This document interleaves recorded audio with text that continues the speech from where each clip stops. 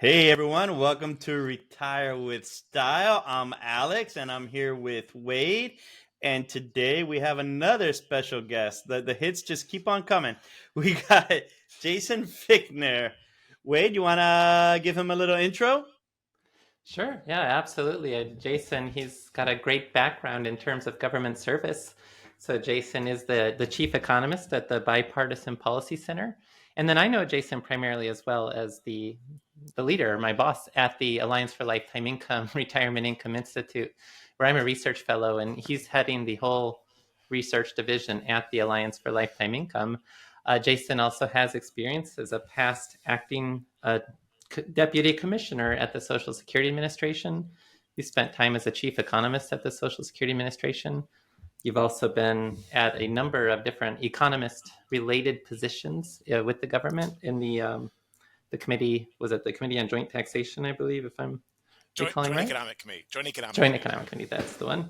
And you have your PhD from Virginia Tech, which Alex and I with McLean Asset Management, we've got a number of our advisors went through their very highly ranked not public policy, but what is it? The financial planning bachelor's program at Virginia Tech. So welcome back to the show, Jason. This is your second time around, and we're very glad to have you. We're continuing this arc on Social Security, so great to have you back. Thanks for having me. Looking forward to the discussion. It's good to see you guys. Saw you this past week, and good to see you, of course, virtually again as well. Yeah, and for those listening, we'll have a bonus session later on. Today, we're going to focus on Social Security, and we'll have another bonus session on what we did when Jason, myself, Wade, and the Alliance for Lifetime Income got together and did a little thing yesterday. And it's a first ever. We'll have a second episode coming out later in the week as that special bonus. First time that's ever been done. So look at that. A lot to look forward to. Now, Wade, now, Jason, will you be our third time guest then, or not really? It depends how you count it. That's a good point. I'll take it as a third because I want to get as many as possible. Okay, it's like a spousal benefit, Wade. Quantity is equality all in itself. All right, and so Jason, so far in terms of this arc, we've spoken a lot about social security with regards to how is it, the funding, claiming strategies, the pay-as-you-go system, etc., the myths and all of that good stuff. But something we really haven't addressed is the other side.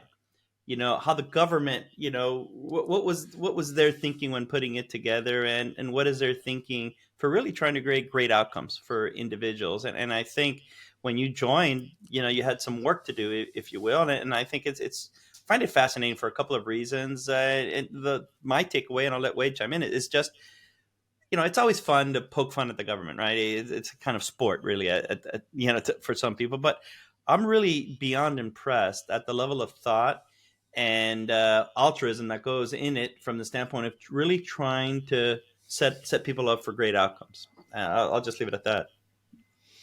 Yeah, and in terms of the direction my career started, I was thinking to have more the path that you took in terms of that government service. I did an internship with the Social Security Administration Office of Economic Policy with people like Dean Leimer, Clark Burdick, Joyce Manchester.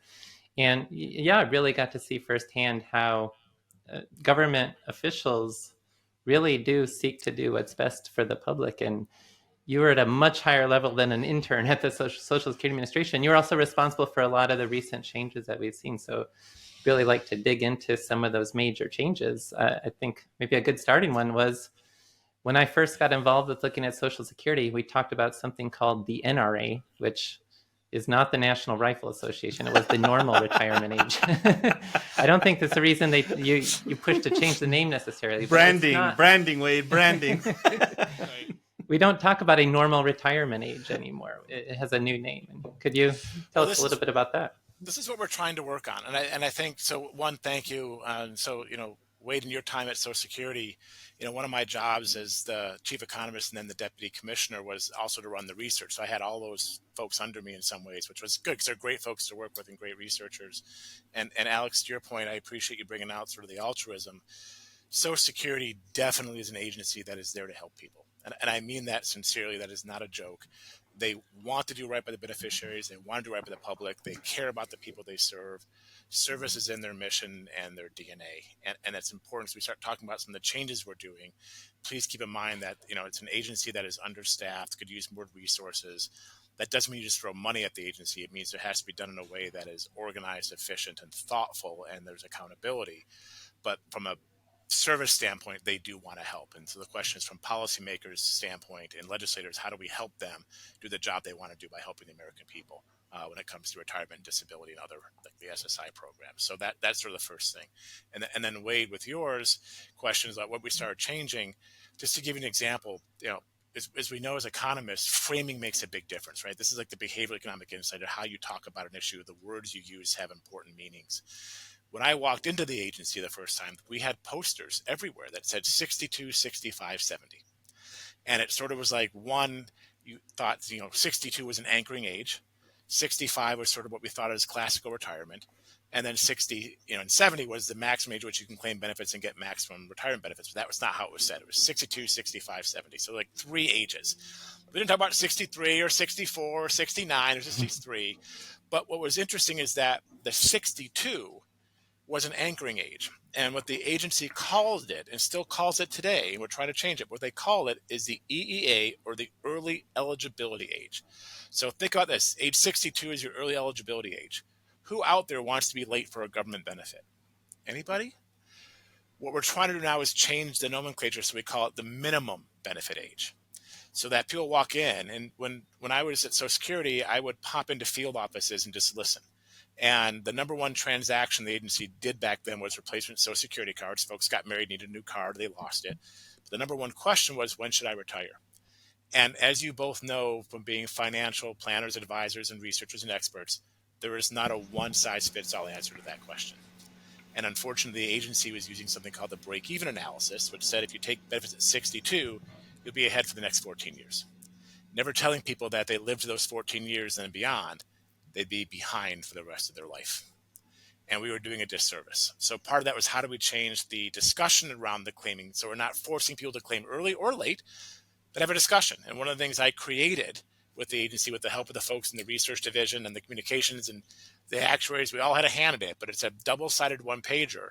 It's on the web. It's probably one of the only things that has lasted from my tenure at Social Security, so I'm still very proud of it. But if you just Google when to start receiving retirement benefits, Social Security, it'll pop up. Double-sided one-pager. But it talks about that your decision is a personal one, that your monthly benefit will change depending on when you retire, at what age you claim benefits, that retirement is no longer the same thing anymore. You can stop working and claim benefits. You can claim benefits and still work. You don't have to make this decision at the same time. And this idea of thinking about your spouse, because spousal benefits are in play. Most people go, what's my benefit? Well, if you're married, when you claim can affect the spousal benefit as well. So that's important, in the survivor benefit. So we started having the changing in nomenclature. And then Wade, you brought up the normal retirement age. So the age 62 is called the early eligibility age. The age 66 in some months, it's now going to 67 for folks that are our age, is called the normal or full retirement age. Well, how could it be full if you can still get additional benefits if you wait till 70? So that wording is wrong. And what does a normal retirement mean anymore? Can you guys tell me what normal is? Does that mean you don't work anymore and you go sit out on Golden Pond? We now have a changing nature of retirement where, one, longevity, you could be having quote unquote retirement for 20 or 30 years, maybe more. We're having more people live to be 100 each passing day. So what does normal mean anymore? I think it's more like Cocoon. I think it's more like Cocoon than on Golden Pond. So there's bipartisan legislation that would change this. And again, doesn't change anything with the benefits. We're not changing the tax rate or the benefit structure, but there's bipartisan legislation to change the wording. Early eligibility would now be called the minimum benefit age. The normal retirement age would just be called standard retirement age. It still isn't my preference, but it's still better than what we have.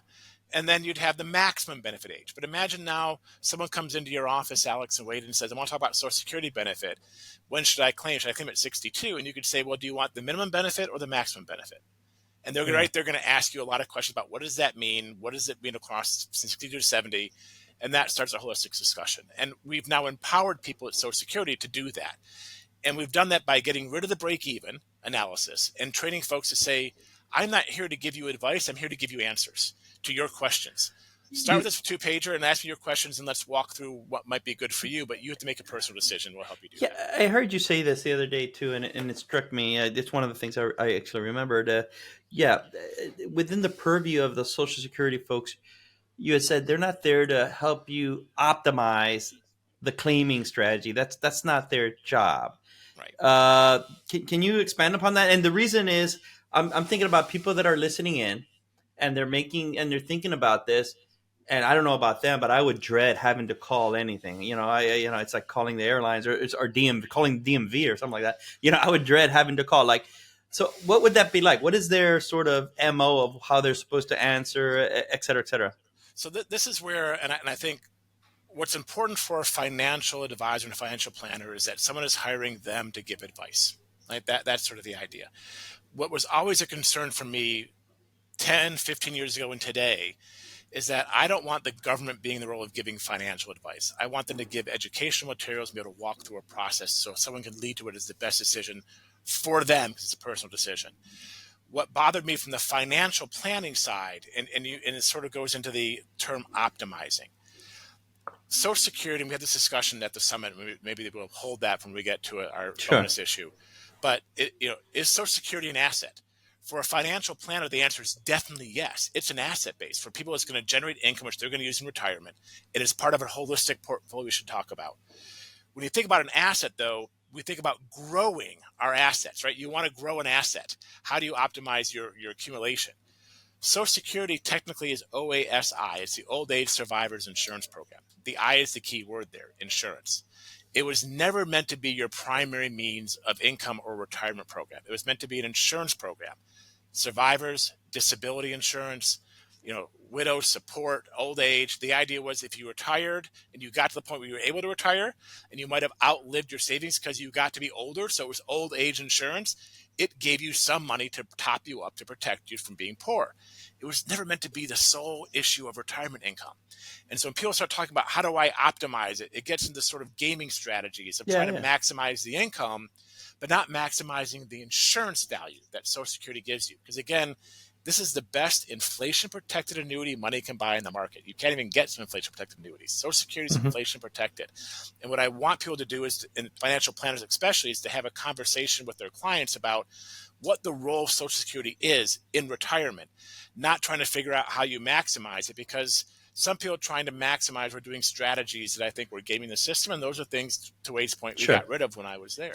Now, to avoid the let them eat cake sort of response, because you're saying, great if I have an advisor, but I don't have an advisor.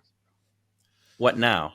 So this is where what the agency is supposed to do is sit down with someone and walk in and answer questions. So someone might say, they walk in and are free to say, look, I have health issues. I need the money today. And that's, I guess, my rule of thumb. If you need the money today, take it. If you don't need it Yeah. today, wait. You can come back next week, next month, next year.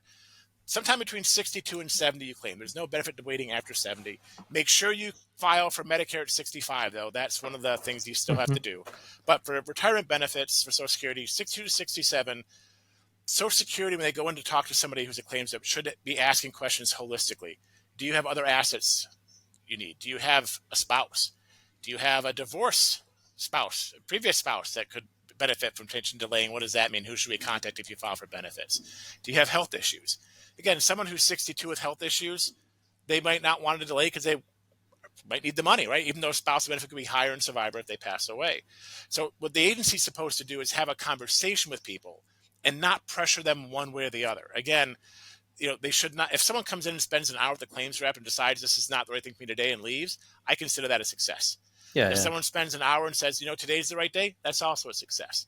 What you want is to make sure you give the educational material discussion and you walk them through the questions they have so that they feel comfortable making the decision they do at that point in time. Yeah, you want them to be an Uber informed consumer. I want them to, yeah. And to your point, we said earlier, Alex, this is the altruism that the agency wants to aspire to get to if they're not already there. They should be guiding people and helping them make an informed decision. But the decision has to be on the individual or on the spousal unit as a couple. Now, what if they do have the question that does get into related to the optimization? So the question could be like, is it okay for me to spend some of my other assets now while I'm waiting to start Social Security? with the And idea what the that agency that should bigger say is benefit. this is a personal decision.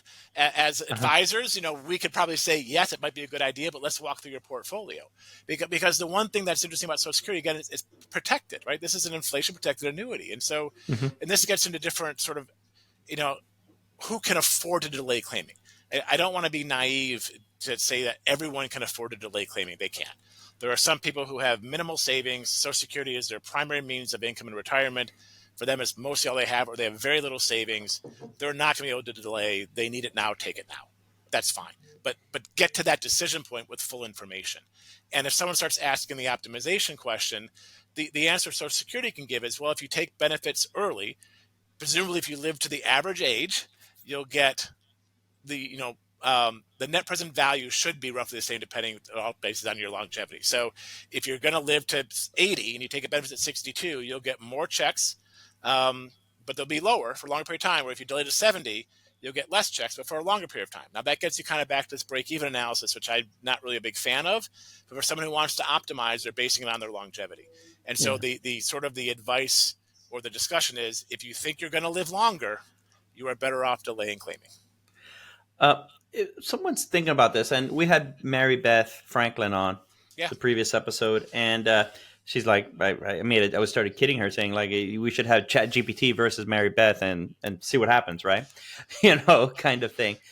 Uh, I think she's unique in terms of the breadth of knowledge that she has with regards to all these strategies. For someone that calls in, what should be their expectation of who they're speaking with? And what I'm getting at, I'm thinking is, I want them to feel confident who they're speaking with on the other end. And if you could provide a little insight with regards to the training that's involved and the like.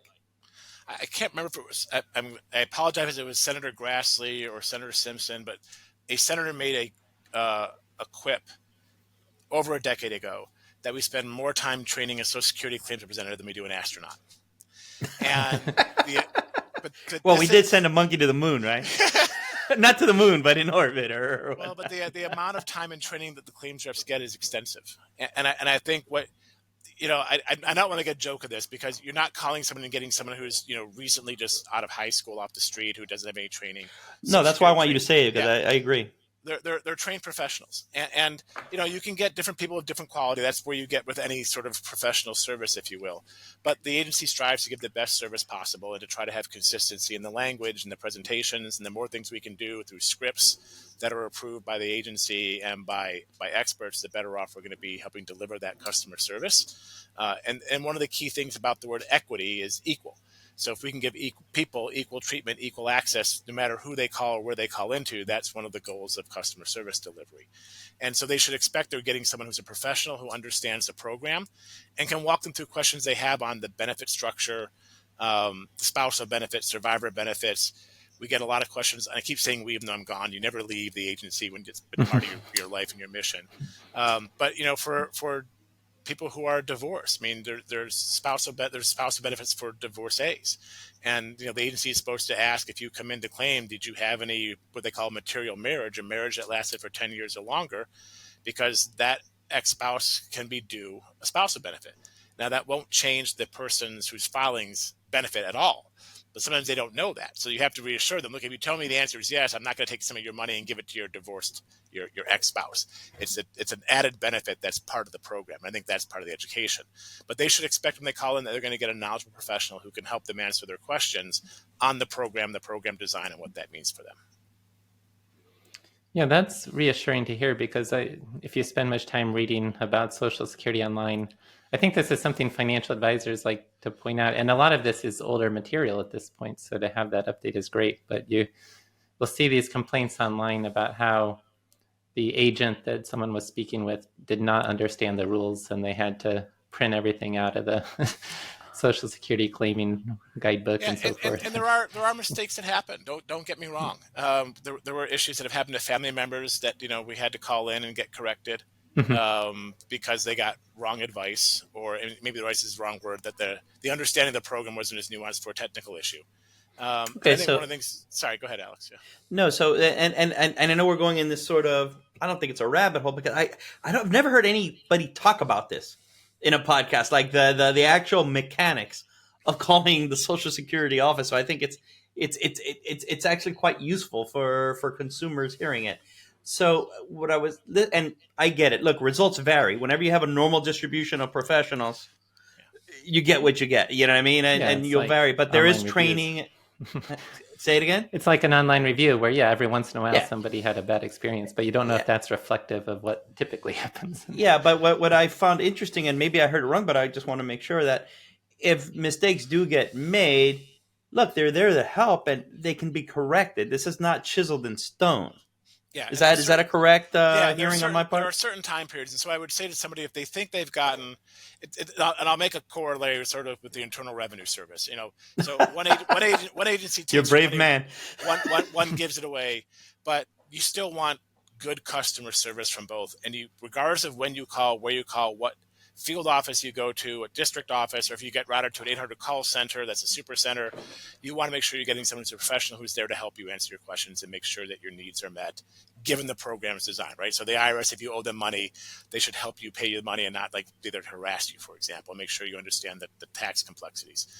These issues are complex. And I think one of the things we find is that if someone thinks they did something wrong or made a mistake, there's a window in which they can get a correction, call in, set an appointment, go see somebody, get it corrected. Don't wait 10 years to do it. The core with the IRS is sometimes we make mistakes when we file a tax return. Sometimes it's in the government's favor, sometimes it's in our favor, and we're allowed to file an amended return.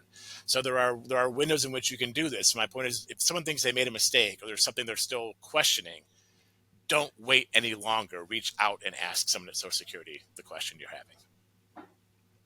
Yeah, and it's not a gotcha sort of cadence. It's more of a let's see how we can help. Right. Again, the customer service reps don't get a fee or a commission based on how much you get for your retirement.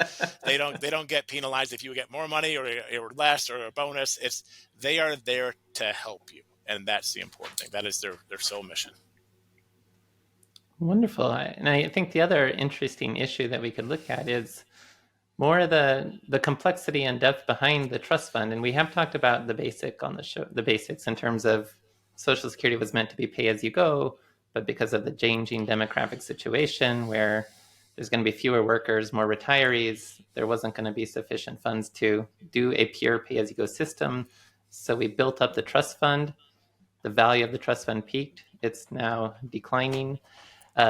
We do need reform at some point, and trying to keep that in a non-political manner. But you do hear so much, like I've heard people talk about the Social Security Trust Fund as a Ponzi scheme and everything else. And could you just walk us through how to think about the Social Security Trust Fund in the context of the broader government budgets and how the trust fund is used and so forth? So I think I've always hated the term Ponzi schemes. It decides that you pull one card and the whole thing falls apart, right? So let's kind of avoid that. But trust fund financing is complex and it's very important.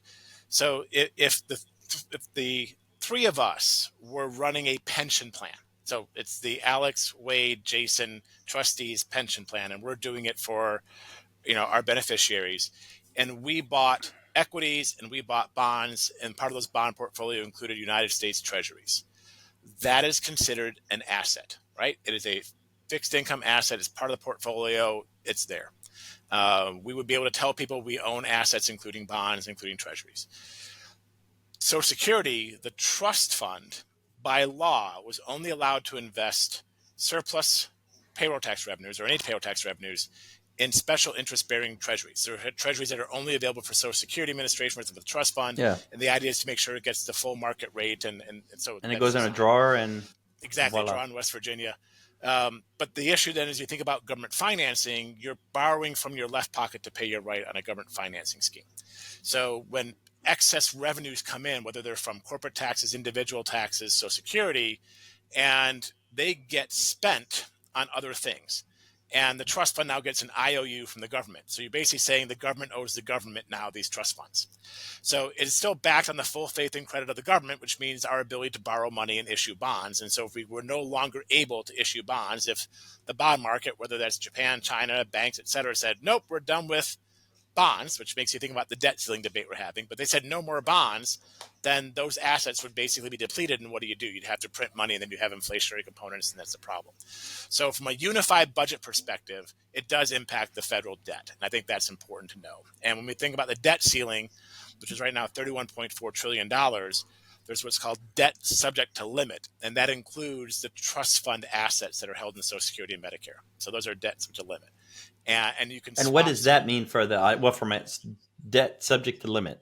What does So that what it means phrase is entail? that it means is there are some instrumentalities out there that the government is not subject to the debt ceiling, but it's very small. Gotcha. Social Security is. So basically, to pay benefits, you'd have to take the government debt and swap it for public debt.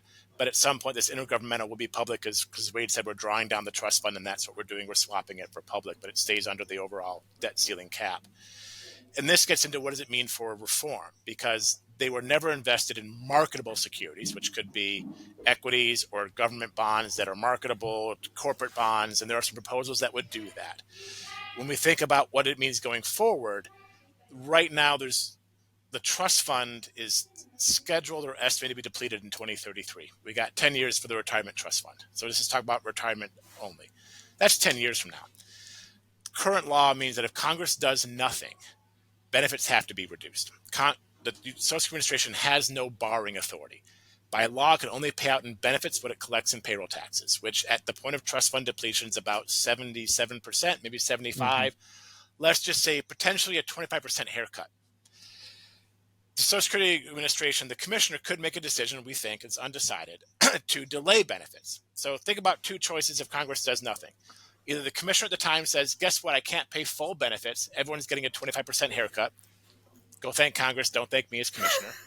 Or we're going to pay you full benefits, but I don't have all the money today, so I have to delay paying you until I get more payroll taxes in. Then I'll pay full benefits, but now your full benefits will keep getting delayed in perpetuity until Congress does something. Neither of which is a good option. So what does that mean going forward? And thinking about reform. Generally, you've had this binary discussion where you have those in the left saying we want to raise benefits or raise taxes or both. You've had those in the right saying we need to reform benefits, raise the retirement age, the cost of living, but we don't want to touch taxes. And you've got the nuanced folks in between saying you got to do something in between. I want to offer up something for a conversation to start getting people thinking differently. We need to do something on the benefit side and something on the revenue side. The key word there, though, is revenues. Right now, the primary means of supporting Social Security is through the payroll tax. You get some interest on the trust fund assets coming in. We also have taxable Social Security benefits that bring some income in, but the primary is the payroll taxes, which again in 2033, if nothing is done, is enough to pay roughly 3/4. The Social Security payroll tax is 12.4% right now. It's uncapped. We could raise and lift the cap, get rid of the cap, but that'd be a big tax increase on those who are above the current level. We also could look at raising the payroll tax rate for everybody, but to make Social Security solvent for 75 years, starting in 2033, would be a 4 percentage point tax increase or a 33% tax increase. That's a lot. That makes labor very expensive. You add on your Medicare taxes, you're looking at 20% potentially for payroll taxes. Add in your federal, your state, local, oh my gosh, you're not even keeping half your money anymore. Why don't we think about revenues as revenues, look for alternative sources of revenues? Either potentially, and again, I'm not proposing that I endorse this, but I want to have a conversation about it. No, you're just putting it out there. I get it. Putting it out there. You could talk about having a carbon tax that's dedicated towards Social Security. You could have a discussion about a financial transaction tax. You could have a discussion about what a better designed estate tax might look like. But again, dedicate the revenues to Social Security. And then when you put those in, just don't put them into treasury bills, which again, the government's going to spend into an IOU. Let's now have the Alex Wade Jason Investment Trust, where the three of us will start investing it as if we were doing a real pension plan. You said something interesting. You said something interesting here that Wade actually pointed out. And Wade, you said in your studies of other countries' pension plans, we were like the only one that does this West Virginia strategy. And that the IMF generally, when they're giving advice to countries, they say don't fund government spending through your pension fund. Yeah, and I'd like to get away from that. So, one of the proposals I would endorse is whatever we do, if we generate something that creates an additional surplus revenue for Social Security, it should not solely go into treasuries. It should be a managed trust account. And Senator Bill Cassidy is promoting something along those lines. I'm not here to endorse it, but I get you. I want to have a conversation about what it looks like, because one of my other hats is I help run the Puerto Rico Pension Reserve Trust, which is government surplus revenue coming into an independent organization, which I'm a part of, that now manages the trust fund assets, because the payroll taxes are declining, and at some point you need to make up the difference between payroll taxes and what's promised, and that's where the trust comes in. I don't disagree, but does that bring up?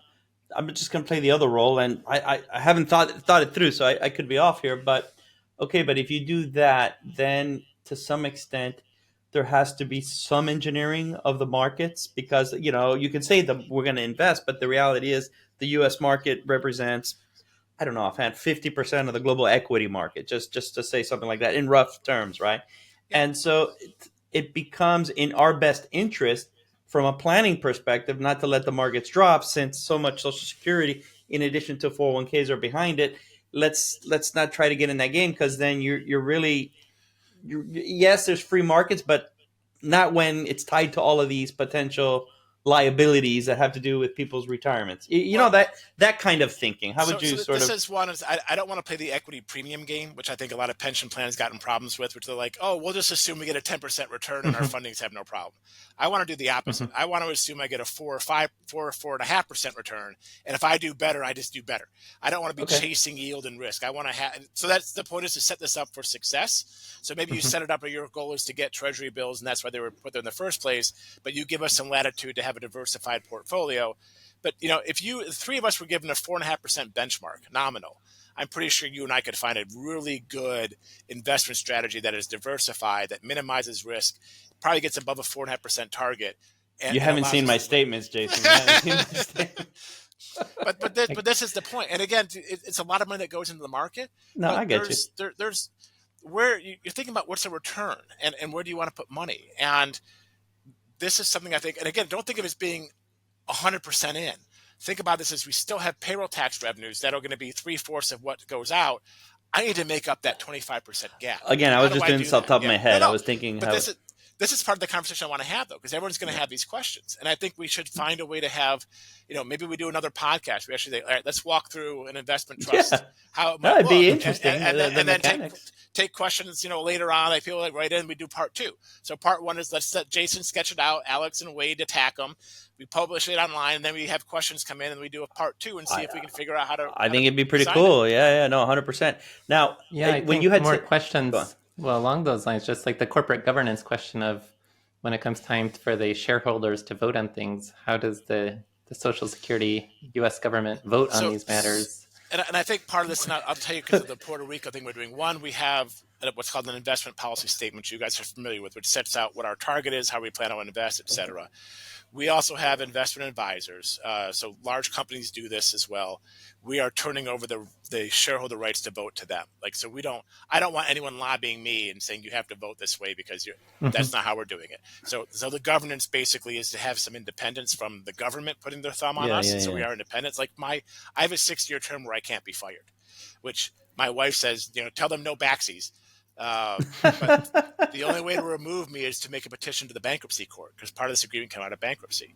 So imagine a situation where you want to have some ability to remove somebody, but maybe it's not that the president can fire me. Maybe the Congress can. Maybe it's got to be you got to have both. There's right? a separation of church and state here a Yeah, little bit. you got to have sort of these powers where it takes 3/4 of the House and the Senate and the the president to do it. Maybe the Supreme Court's got to weigh in. But you figure out something where you have independence, and then you make those decisions, and people have to be qualified. So I do like this pension idea that you had, though. I think that's cool. It's called an investment trust. An investment trust is not a sovereign wealth fund, because one, I don't want to report to any sovereign. And people joke about where the wealth is going.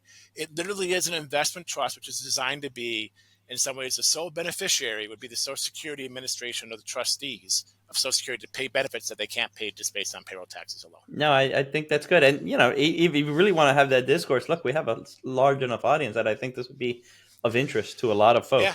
Or maybe this is the cue right now to say, you guys are going to put a little file together and say, hey, we have all these questions for Jason on investment trust, and you start collecting them, and then we have that for the episode we do in the future. No, absolutely. But I think we can set it up nicer than that too. But it's something to be more relevant with regards to what's happening right now, because you said the debt ceiling, and we usually are always thinking about more evergreen things.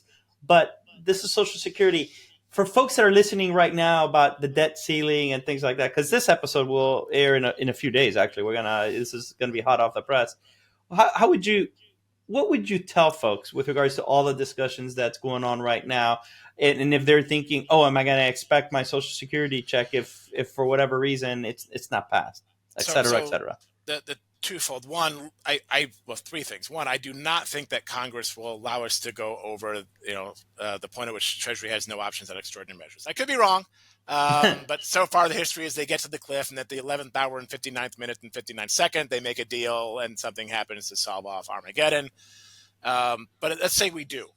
One, people will still get their Social Security checks. So there's statutory authority, there's financial authority. Again, the trust fund assets allow you to take those assets, and they're only to be used for the payment of Social Security benefits. They can use those trust fund assets. Literally, think about a bar chart in which you have that 31.4 trillion. That consists of public debt and intergovernmental. You swap the intergovernmental, go on the market, you sell it to Japan, the banks of China for public debt. That gives money for Social Security, and you have not changed the total number of debt dollars outstanding. It's just a swap.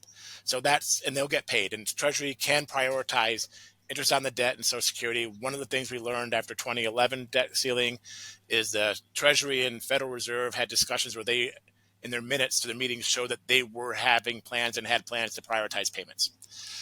Those will get made. So there probably will not be a technical default. Social Security get paid. The last thing, though, is everything else gets screwed up. So this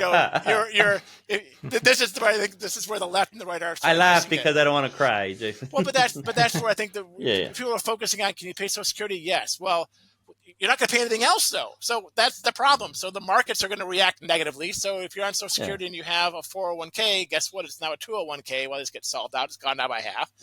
Interest rates go up. You want to buy a house? Rates go up. You want to buy a car? Rates go up. It doesn't. To say we can pay Social Security helps make sure those checks go out, but seniors are still going to be impacted because the overall economy is going to be impacted, and so are the things that they were relying on. You still have a fire in the kitchen. Exactly, and it's sort of, the house is on fire, and you basically put out the couch, but everything else is burning down around you. Like, ooh, I'm fine. It's a comfy couch, but So let's just get that clear. It does not solve the underlying problem. So what I don't want is I don't like when the Republicans go out and say, oh, we can prioritize payments, there's no problem. Yeah, we can prioritize some payments, and there's still a problem. Or Democrats go and say, you're not going to get your Social Security check. Yeah, you're going to get it, but you're still going to have problems. So everyone needs to come together and negotiate. No, and I think this is very helpful, and it's a good transition for the next conversation we wanted to have with regards to why sources of reliable income are extremely important, which is part of what the Alliance for Lifetime Income is about. Wade, you want to, I don't know, anything else about Social Security, Jason, before we move to the next topic? Trust fund depletion does not mean bankruptcy. Let's just get that out there. It'll be there for you. And even if you think Congress we talk about sequence of return risk, market risk. I always now talk about political risk. Who's going to be in the White House, what party, and we get to 2033. But realize that even if Congress does nothing, and they just can't agree on anything and things just go to hell in a handbasket, you still get 75%. That's a lot better than zero. And then we need to talk about how we can start thinking about planning for how to make up that gap if that does happen. So that the worst case scenario is you do get a reduction in benefits and you plan for it and you get an increase. Best case scenario, there's no reduction in benefits and you got extra money where you can spend in retirement or leave to your kids. That's how I would sort of frame it. Wade? Oh, wonderful.